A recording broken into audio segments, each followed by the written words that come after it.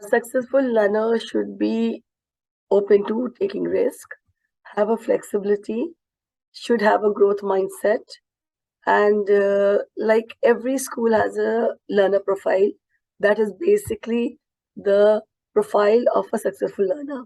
So in my school, like I would like to link it to what I in my school we usually consider successful learners to be self-managed. They are effective contributors, they are creative thinkers, they are reflective in nature, they are independent inquirers, and above all, they are team workers.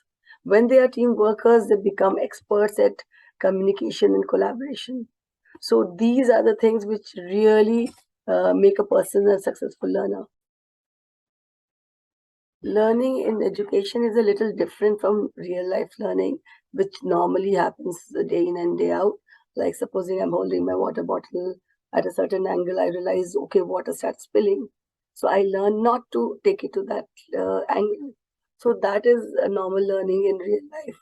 But in education, learning is a carefully curated experience where many experts are involved. It is aligned to the school's goal.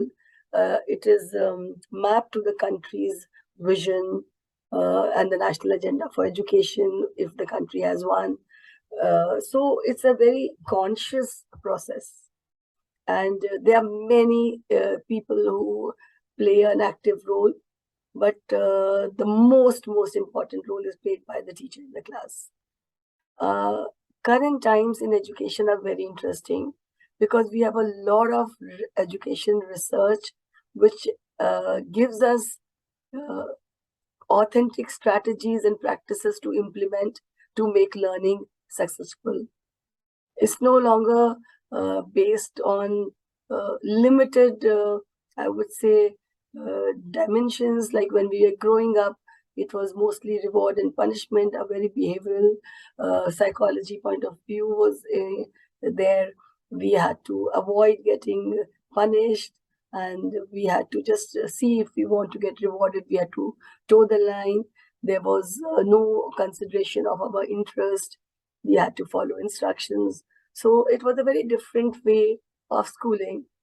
But now, thanks to all the literature that we have, all the research that we have, and thanks to positive psychology, we actually know how to make every child a successful learner.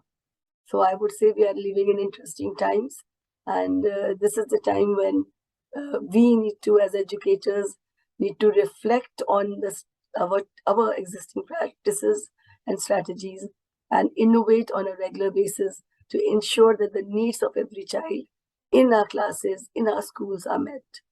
So I would say these are interesting times.